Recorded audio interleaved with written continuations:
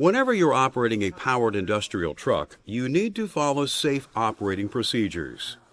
Begin by entering the vehicle properly. Use a 3-point mount. Make sure that you have at least 2 hands and 1 foot, or 2 feet and 1 hand in contact with the truck at all times. This will help to keep you from slipping. Before you drive off, buckle up and adjust your seat belt. While you're moving, keep your hands inside the vehicle, watch where you're going, and stay alert for hazards. When you're driving a forklift, keep the forks low, 4 to 6 inches from the floor. Raised forks can damage material and equipment, as well as injure coworkers.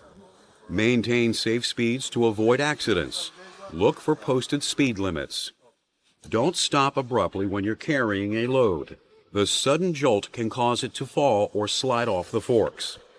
Drive to the right of oncoming traffic and pedestrians, just as you would in a car. Don't tailgate. Stay at least 3 truck lengths behind other vehicles. Make sure to maintain a clear view of where you're going. If you're moving a load that blocks your forward vision, drive in reverse. Use a spotter to help you if necessary. Stop and sound your horn at corners and doorways to let other drivers or anyone on foot know that you're there.